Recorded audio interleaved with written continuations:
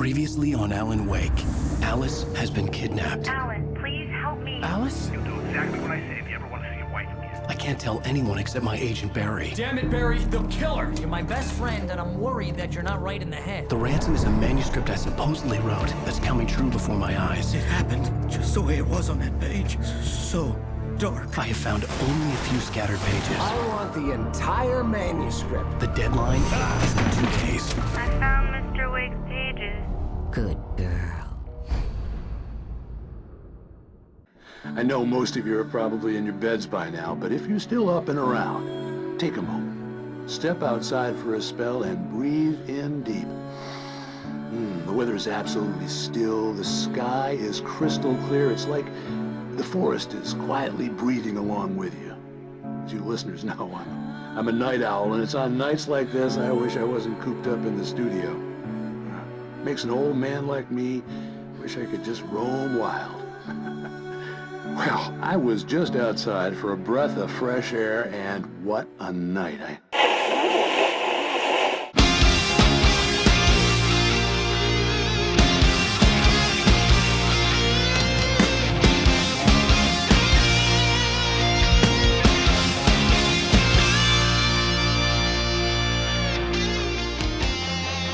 If you take a life, do you know what you get? Odds are you won't like what it is. When the storm arrives, would you be seen with me? By the merciless eyes of the sea. I've seen angels fall from blinding heights, but you yourself are nothing so divine. Just next in line on yourself, because no one else you will save you. The odds will betray you, and I will replace you. You can't deny the price, it may never fulfill you. It longs to kill you. Are you willing to die? The coldest blood runs through my veins. You know my name.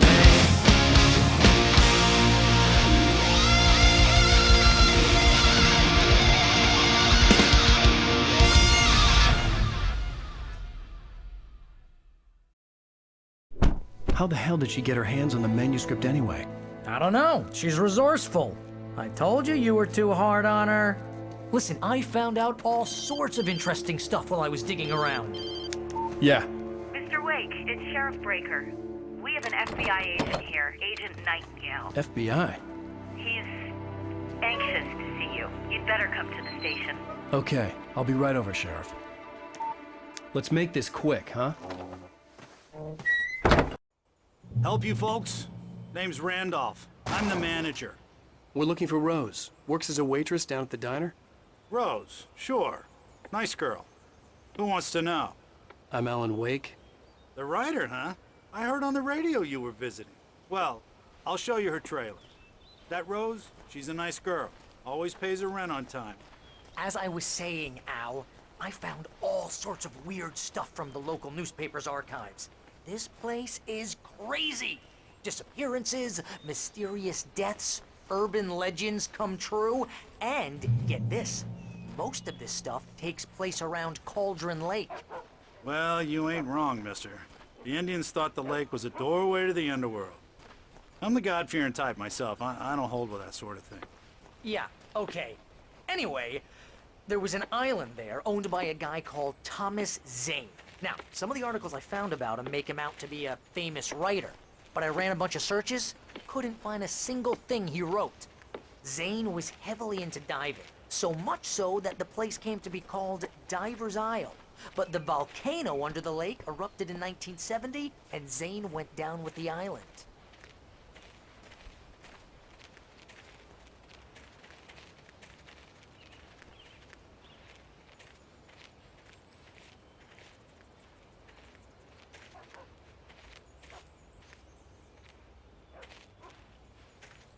It gets better.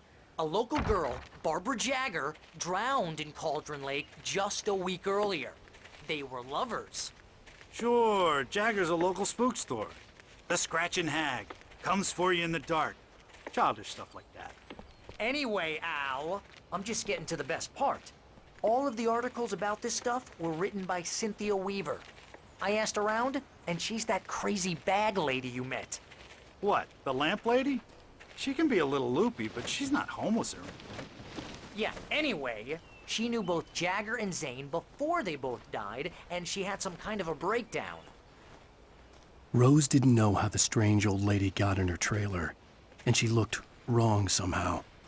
The woman showed her teeth in an approximation of a smile and traced a finger down Rose's cheek. "Pretty girl," she said.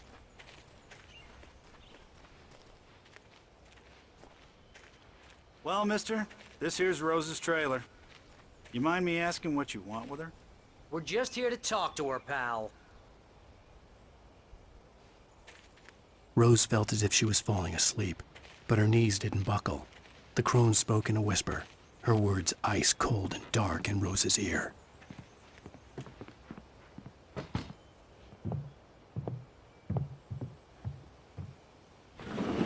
Welcome to... Oh dear, Mr. Wake. I'm so glad you're here. Rose, you have my manuscript? Oh. Oh yes. Yes.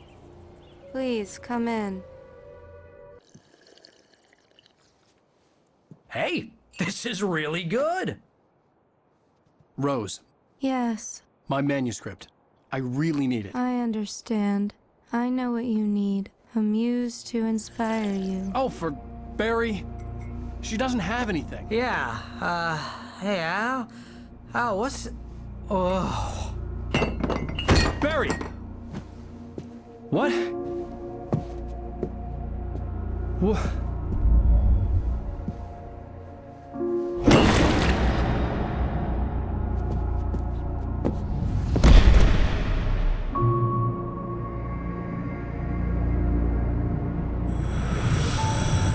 It's coming for you, hiding in my barber's skin.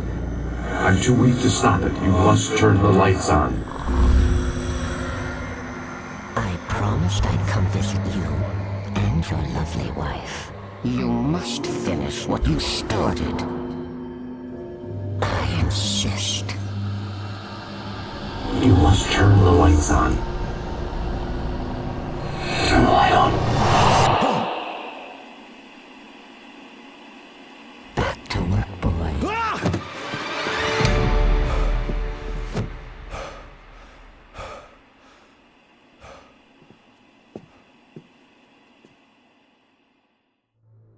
I felt nauseous, hungover. Only anger kept me going. I can't tell reality from dream anymore, but it seems I have an imaginary editor to help me. She's an old woman in a funeral dress. I call her Barbara Jagger. She's very strict. I'm writing faster and faster. My manuscript is being heavily revised. The edits are getting very aggressive, and each day there's less of me and more of her. I hate it, but I know she's right. She promises me I can save Alice this way. She knows more of this than I do. About the complex incantation I'm attempting. About this place. She's worked with another writer under similar circumstances, Thomas Zane. The genre of the story seems to be shifting. It's turning into a horror story. I'm getting close. I can feel it. Touched by the dark presence, Rose was lost in a dreamland where everything was drawn in black and gray crayons. The old lady had promised her that all her wishes would come true. She would be Alan Wake's muse. She was smiling so hard it hurt her face. She crushed a bottle full of sleeping pills into the coffee. Deep down inside, she was screaming in terror. Rose took a day from me. I had less than 12 hours left to meet the kidnapper. All I could do was get Barry into the car, work something out once I got on the road. Barry was out of it. He was way too heavy to carry. You're right. I deserve more money. I'm so handsome. Welcome to the Oh Dear Diner. What can I get you today? Coffee? I couldn't work up much hate for Rose. Something had used her to get to me and left its mark. First refill is free. Milk and sugar on the counter there. Would you like to hear today's specials? Thank you. A nice day. My gun and flashlight were gone. I'd have to find a way to get Barry into the car as quickly as possible. There was no time to waste.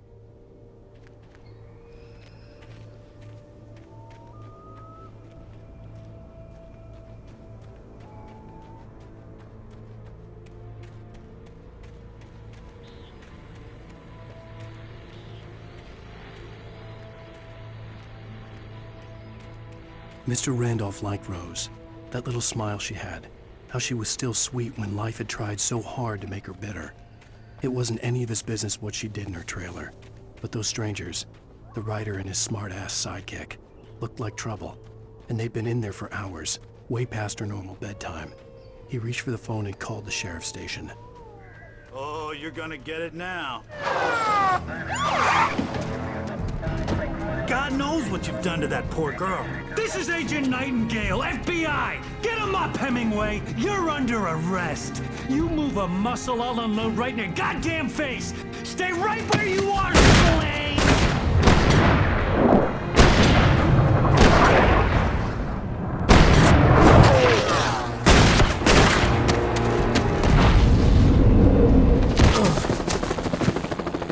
What are you? I'm standing right here, you goddamn maniac!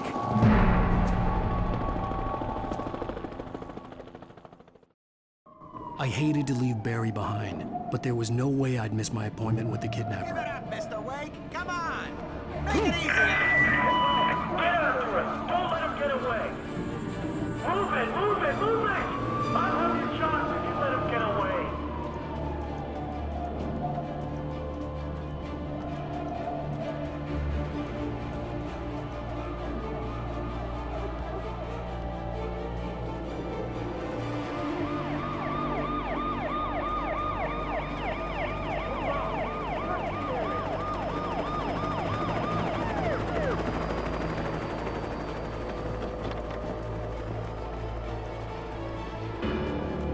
There he is!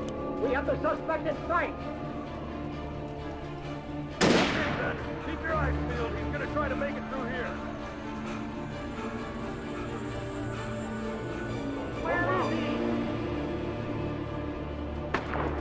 Oh, damn. Man out! Whoa! Stop! God damn it! Where'd he go? Keep an eye out! God damn it! Where'd he go? Lift away! Keep an eye out!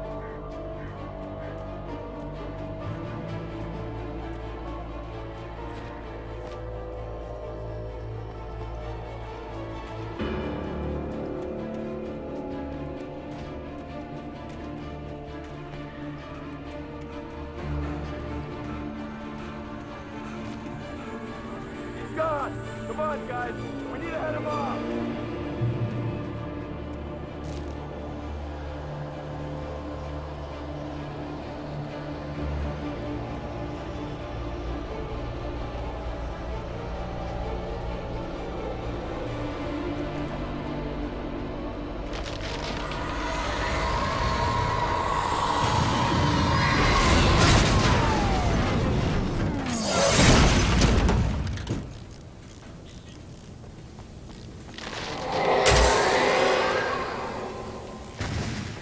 Come in, Agent Nightingale. This is Sheriff Breaker. Over. Nightingale, over. What on earth is going on? My deputy's coming to find me.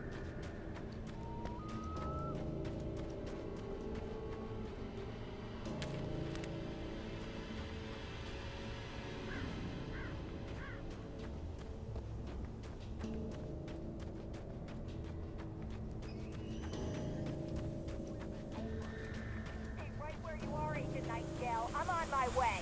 Out. The suspect was last sighted running along the boards that lead westward from the trailer park. All units are advised.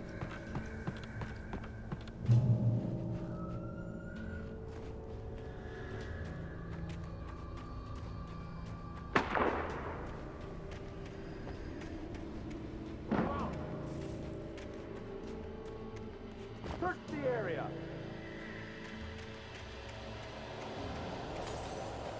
Stay sharp. This way. Over here.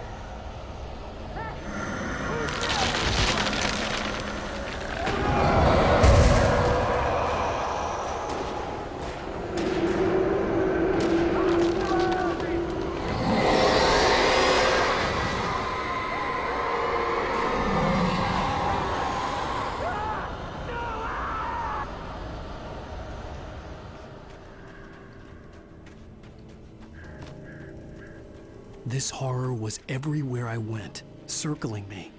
The cops didn't stand a chance. They were after a writer, not a monster.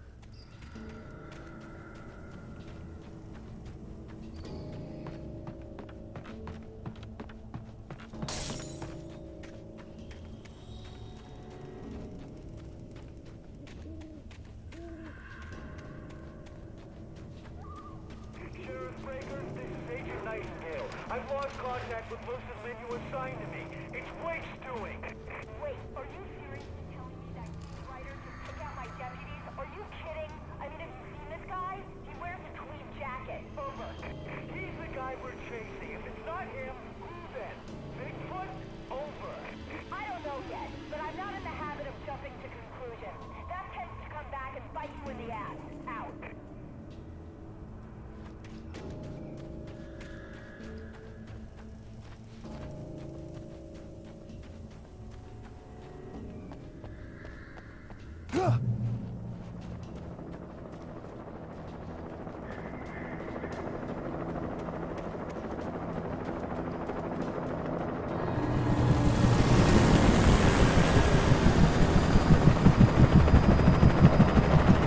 You on the ground.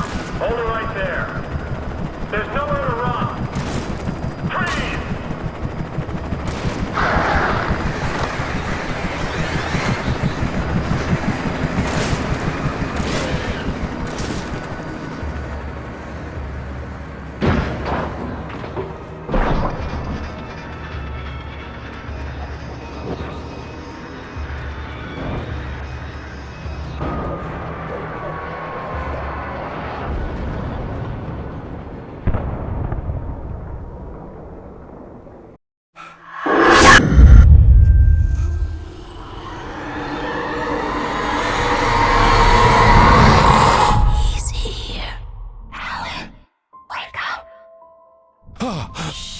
Baby, just another nightmare. Everything's fine. You dozed off. For decades, the darkness that wore Barbara Jagger's skin slept fitfully in the dark place that was its home and prison. It was hungry and in pain. It dreamed of its nights of glory when the poet's writing had called it from the depths and given it a brief, terrible taste of power and freedom. The rock stars had stirred it from the deep sleep the poet had sunk it back to in the end. When it sensed the writer on the ferry, it opened its eyes.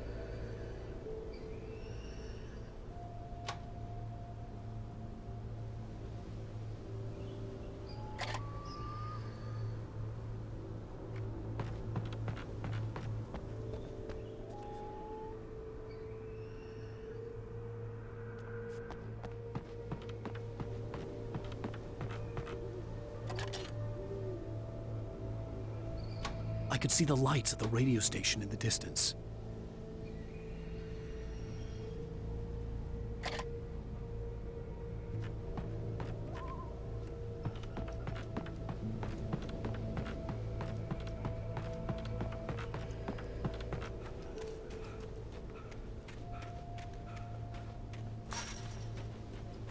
I imagined that the broadcast tower in the distance was part of the local radio station. Maine seemed like a decent guy. Perhaps he could give me directions to the coal mine.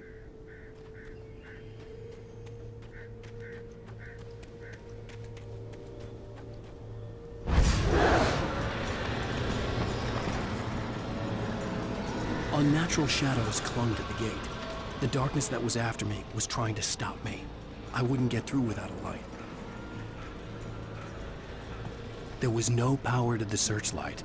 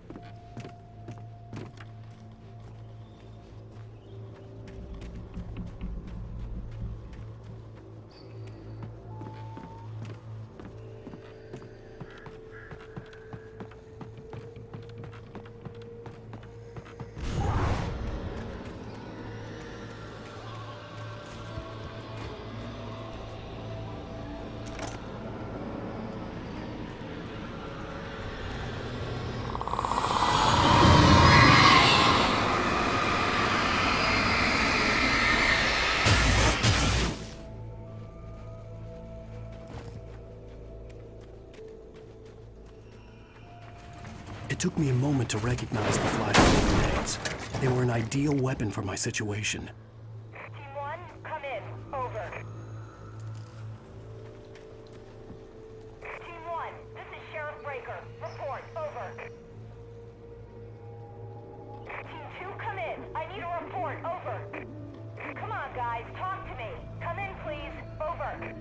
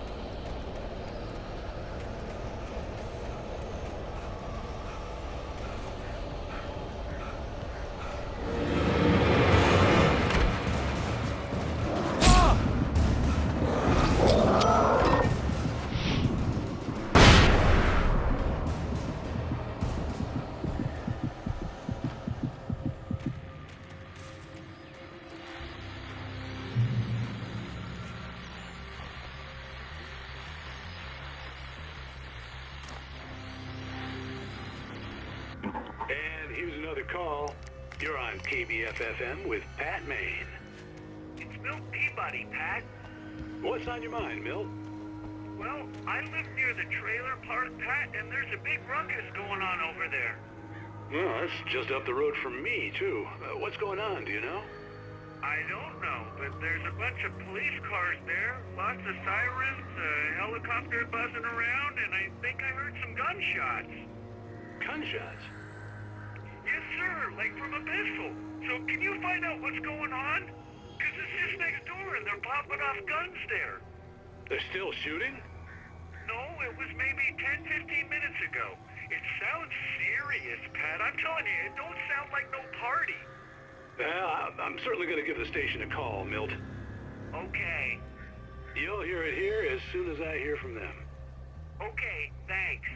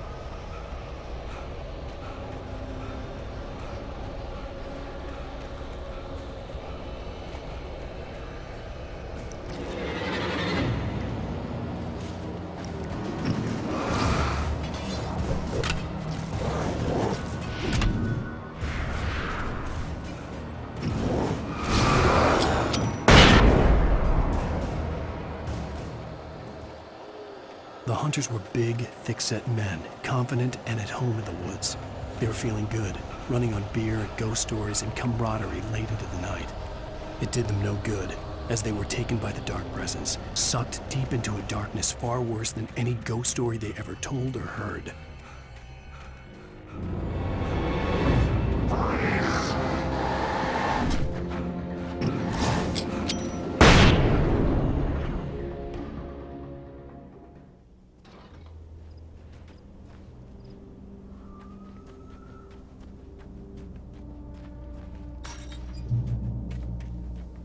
I hope Maine could lend me a car to get to the coal mine. Oh, why, hello, Lorna. What do you have for us?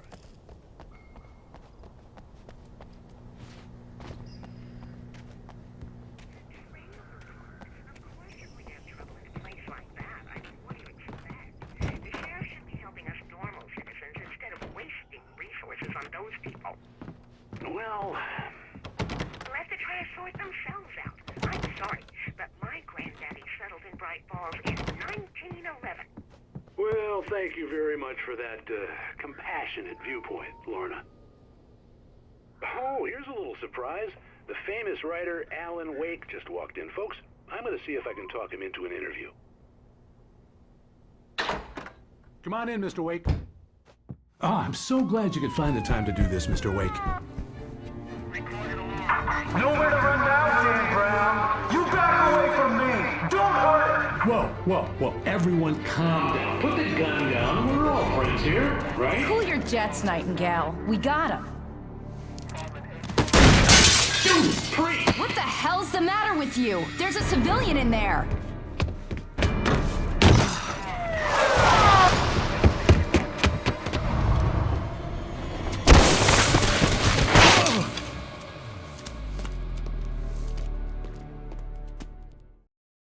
I'll get you yet, even if it kills me. You hear me?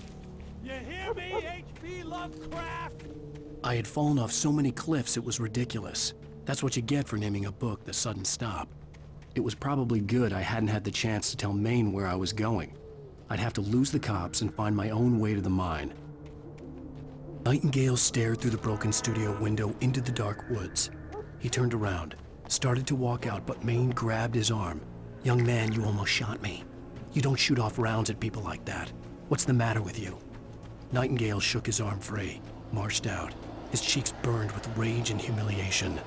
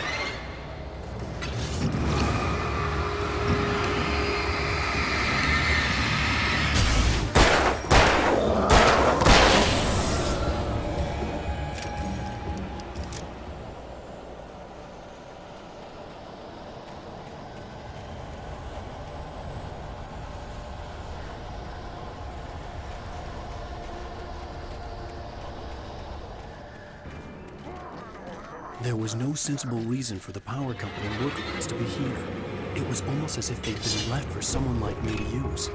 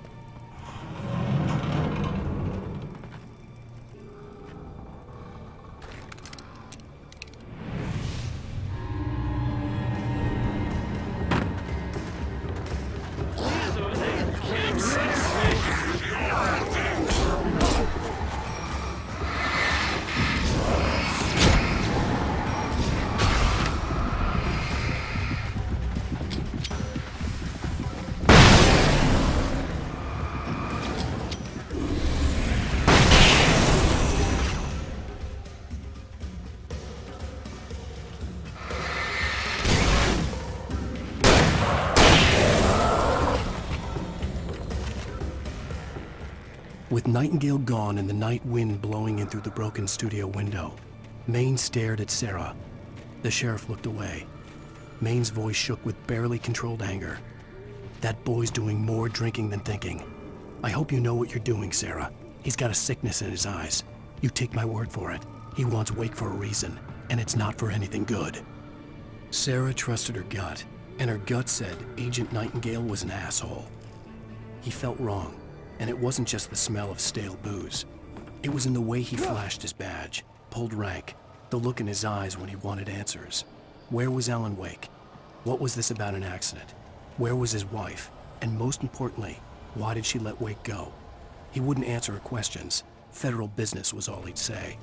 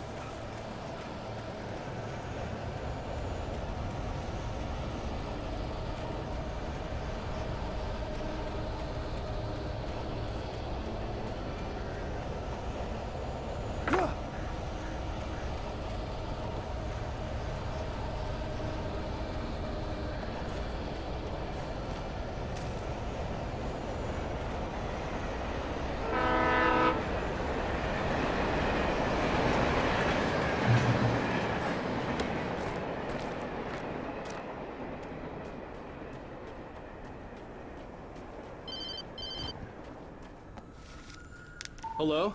He's the most stubborn man I've ever met. Alice? Alice? Alan. Alan. I'm so afraid. He keeps me in the dark. Please help me. I look at you, Alan, and it's not you. Something else. Looking out from behind your eyes. Alice, I'm here. I'm so alone here. It's all gonna go to hell. You need to be careful. Cooperate. The connection had been terrible, but that wasn't the only thing that hadn't been right with the call. She sounded wrong somehow, but she had called me.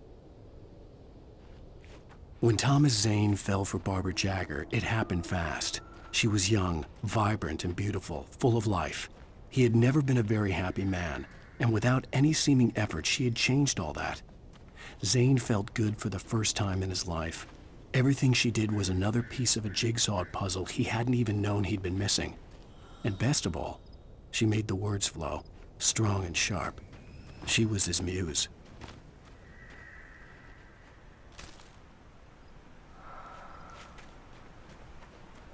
I could see a railway bridge up ahead, and a warehouse of some sort on the opposite shore. I hoped I could find a car from there. The pipe wrenched itself loose from the bridge's steel framework. Wrapped in darkness, it floated in midair, twitching. For a moment, I didn't understand what I was looking at. The heavy object lurched at me with impossible force. I threw myself out of the way, but just barely. When I turned my flashlight on it, it shook in a dark rage before it flew at me again.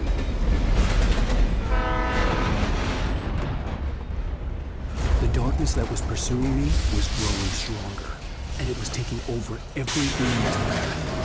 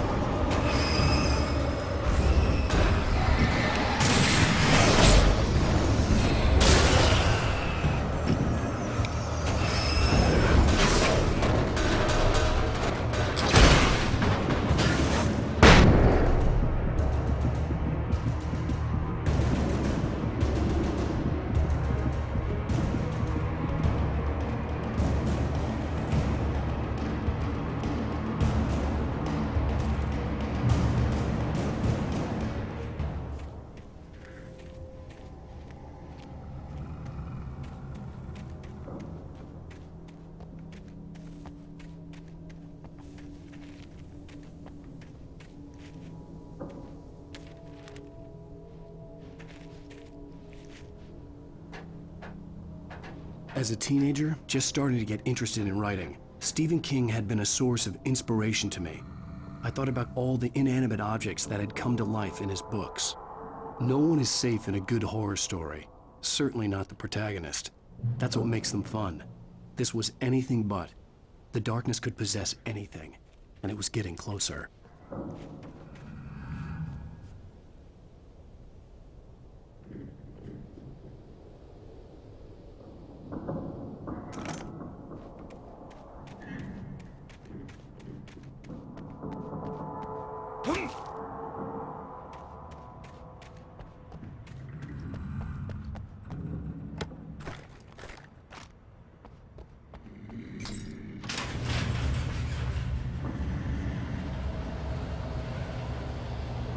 Did you call 911?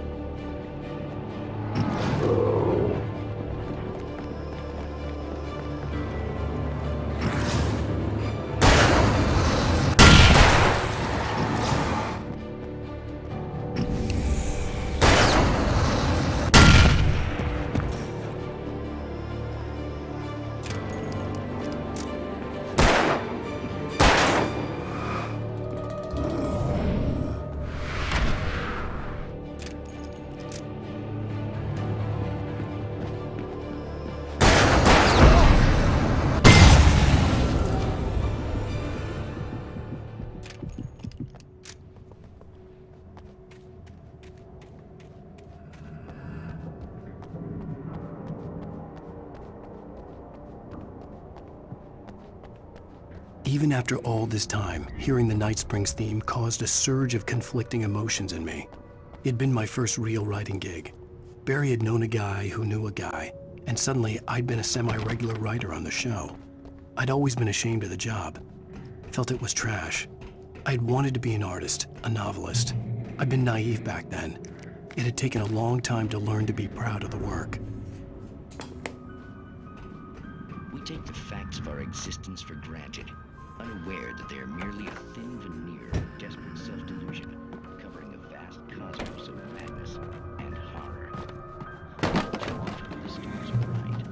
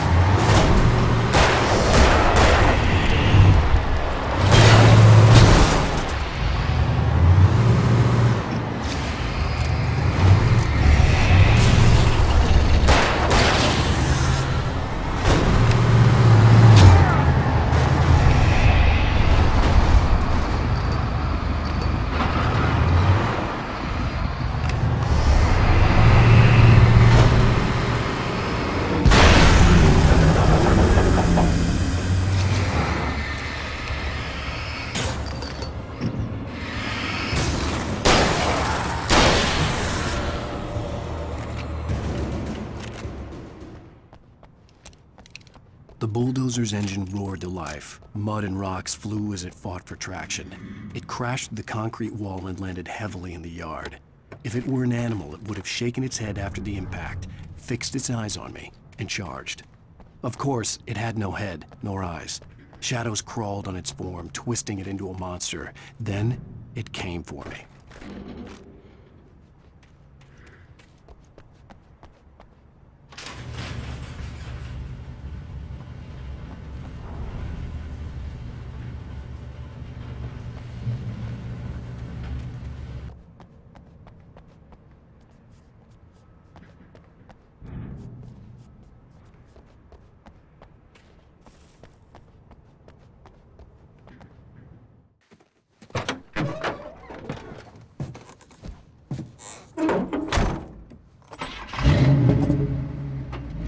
I had never been this glad to see the sunrise. I had a couple of hours to get to the coal mine.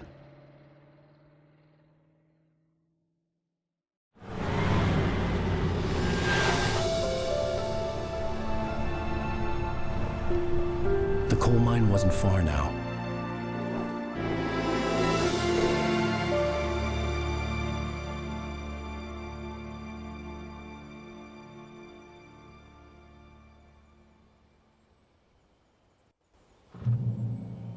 Today, I would meet the kidnapper, and he would give me Alice. I wouldn't give him any other choice. A drowning man will clutch at a straw.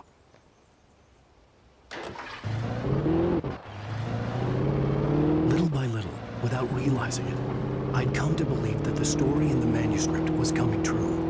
The current of its narrative had taken me deeper and deeper into dark waters. Alice had been taken from me. Barry was probably in jail. I was a fugitive from the FBI. The whole world taken over by the dark presence was trying to destroy me. It all felt real, but it matched a textbook case of insanity.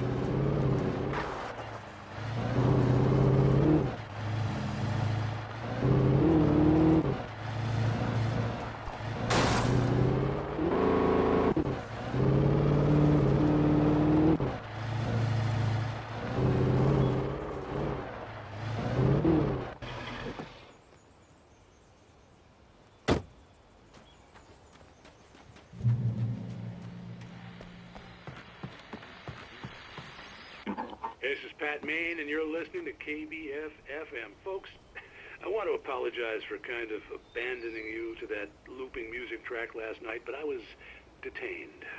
You see, I encountered a big-shot G-man with an itchy trigger finger who could use a lesson in manners and a boot in the ass. Not necessarily in that order either.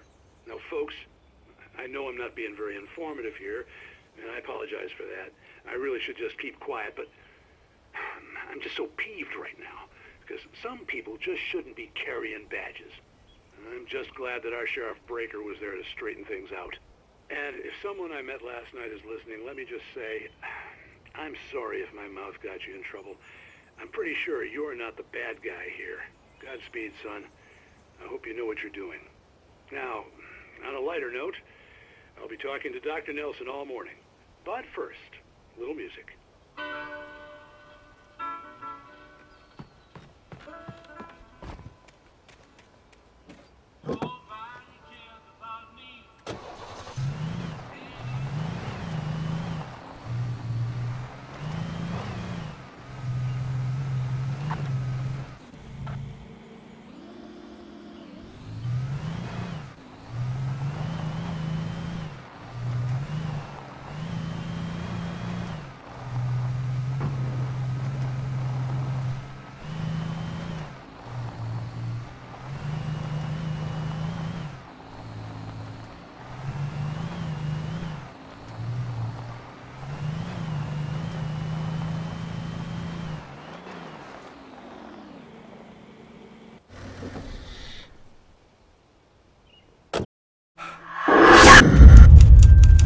Beyond the lake he called home lies a deeper, darker ocean green, where waves are both wilder and more serene. To its ports I've been, to its ports I've been. Follow the light.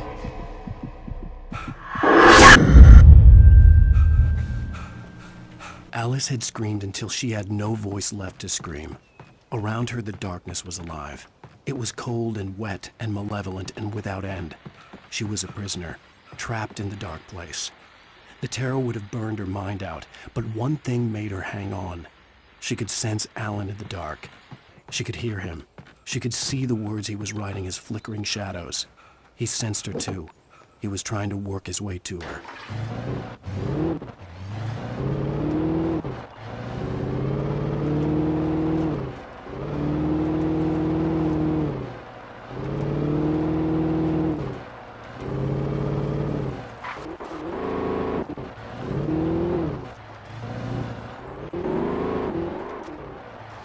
I was early. I was supposed to meet the kidnapper at noon in the main building. The coal mine was quiet. It was a museum now.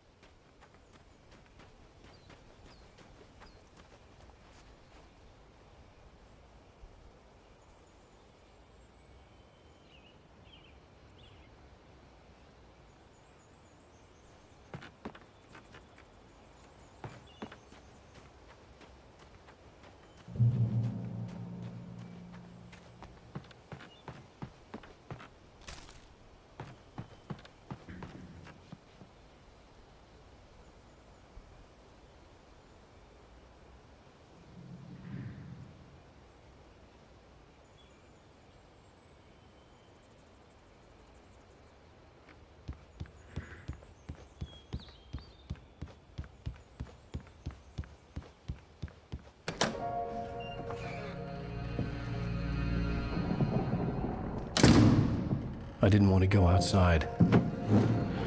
Cops had to be looking for me. The noon sun turned the place into a sauna. The day dragged on.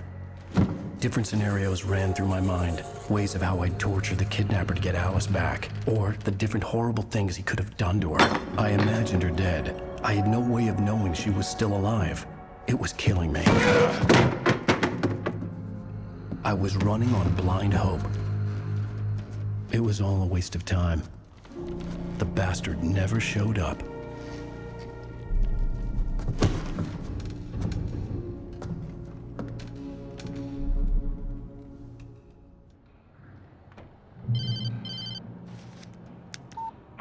Where the hell are you? Change of plans.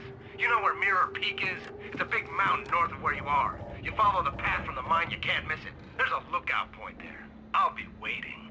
I'm through being jerked around by You you. want to see your wife alive? Because if you do, you better watch what you say to me. Do we understand each other? I want to talk to Alice. Yeah, and I want the manuscript. Don't keep me waiting, Wake. Hello? Hello? Ah! I'm gonna kill him! I had to get to Mirror Peak.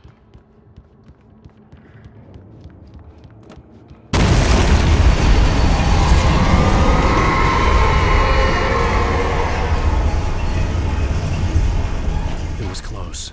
Maybe closer than ever before. Things were never as simple in real life as in fiction.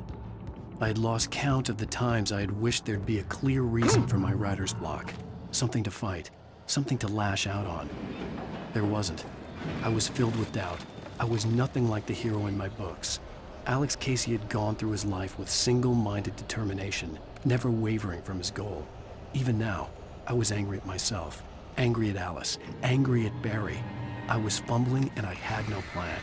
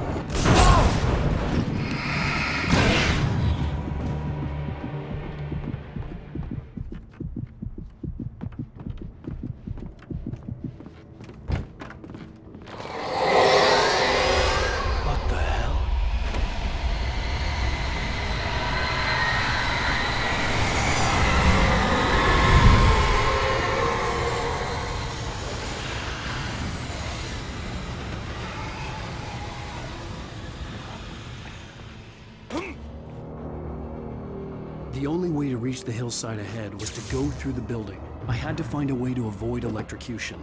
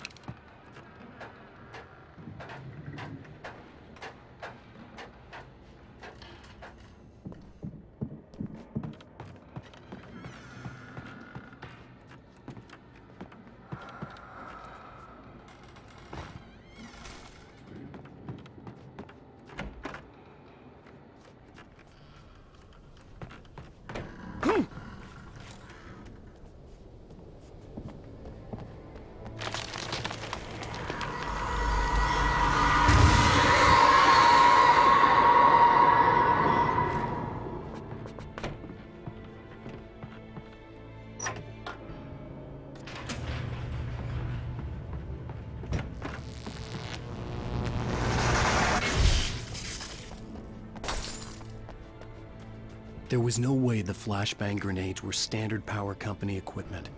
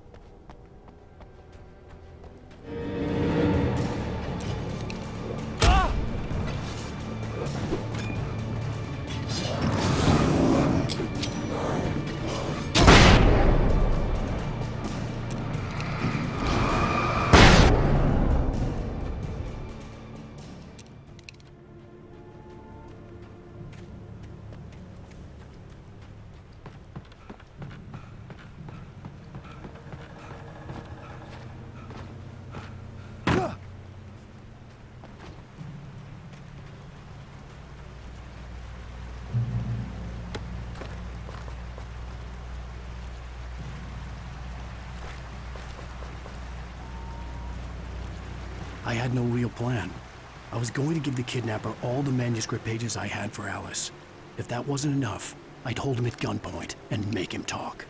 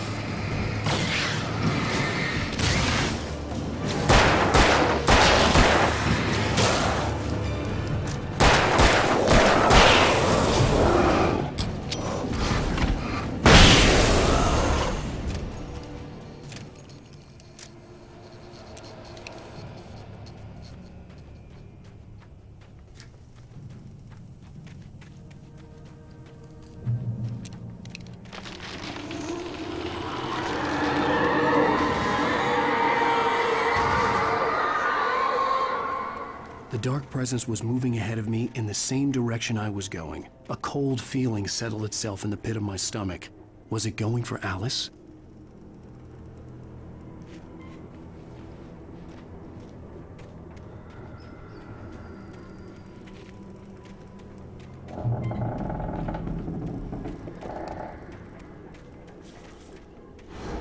The graveyard shift may cause cancer.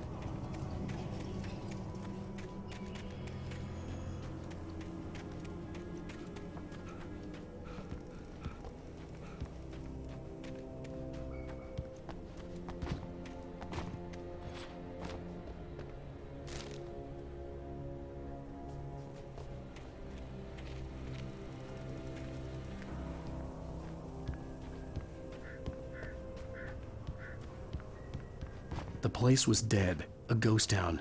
Had been for decades, maybe a century.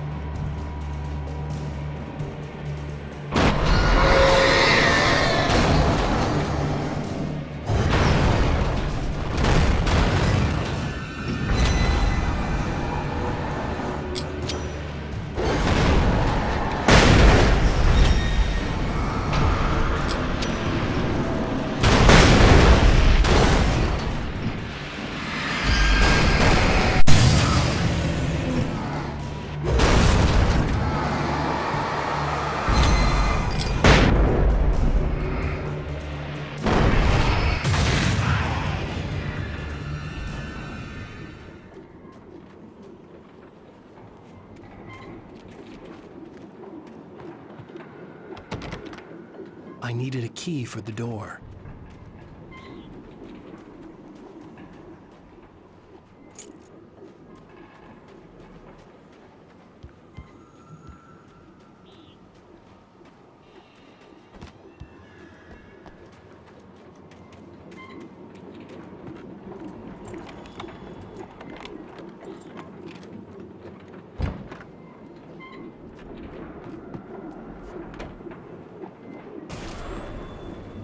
Anything outside of writing is a struggle.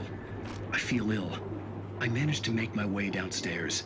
There's a shoebox filled with books and papers by Thomas Zane. It's very hard to focus, but I managed to read some of it. He's a poet, and a good one. He writes of muses and creators summoning fabulous things from a magic lake, using his powers to shape the world of a realm of gods and dreams and demons, dark things that wait for a chance to slip through, wearing the flesh of men as disguise. Zane writes about himself. his girlfriend being taken over by a dark presence, about growing scared of the lake. Zane believes it's a mirror to the gaping void of darkness above, where some Lovecraftian presence lurks. I crawl back upstairs. I'll borrow these things for my story. They ring true. They fit.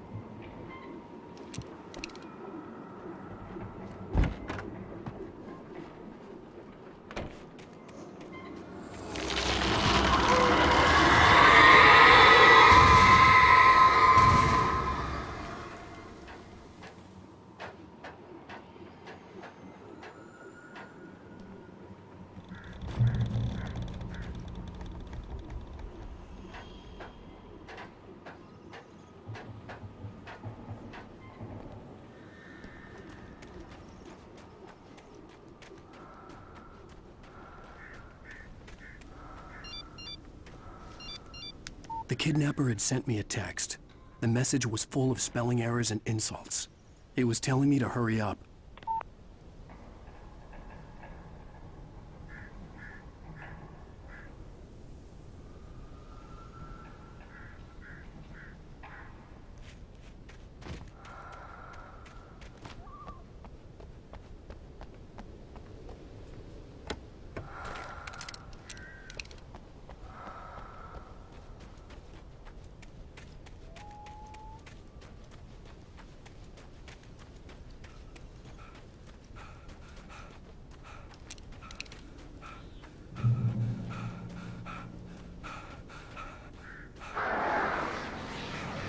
Birds.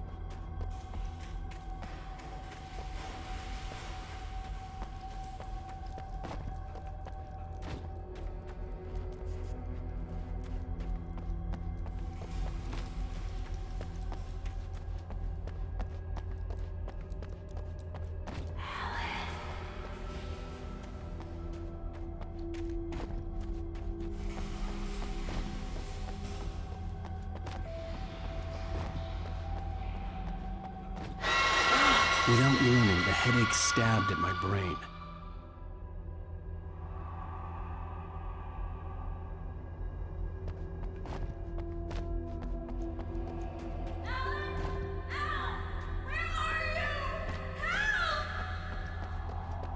Alice? Alice? I'm losing it. I gotta get out of here.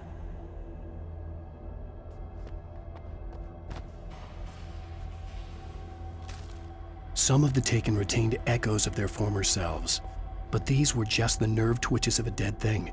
Nothing remained but a shell covered and filled with darkness. In most cases, these puppets were enough for the purposes of the dark presence. But for anything more elaborate, as with the writer, it was different. It needed his mind. And so rather than taking him over completely, it merely touched him.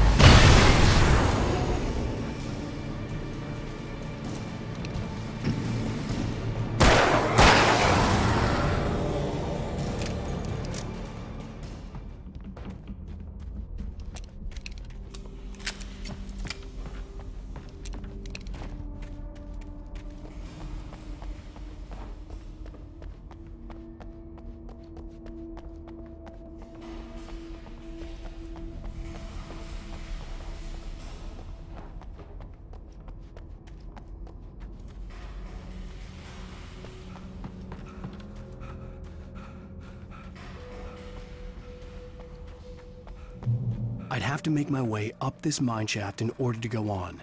Maybe the machinery could help me with that.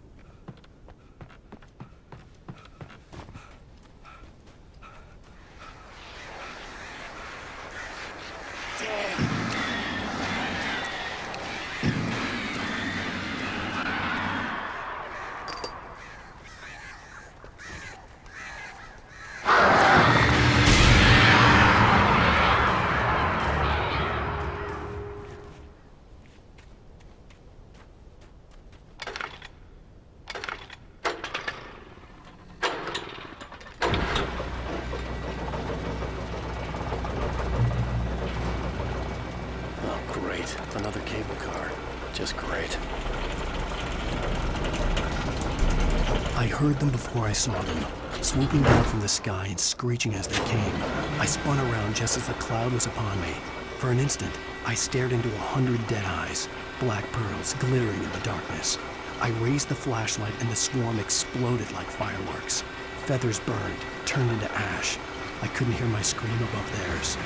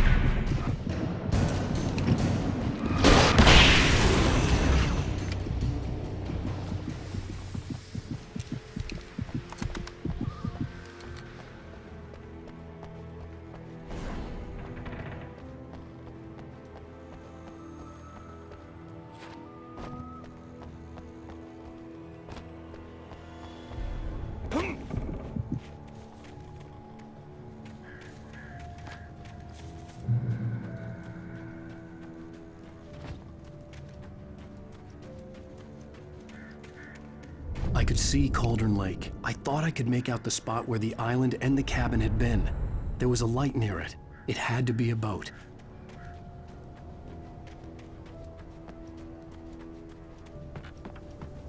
I was close now. I had to get there fast. I dreaded what I would find.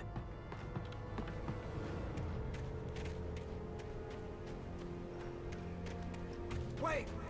Are you? Wait! Hey, I'm here! I'm coming! No! Get away! Sorry. Please, lady. The boss didn't know who he was messing with. I didn't know. I swear, I didn't know. We don't have his wife. We don't know where she is. She's probably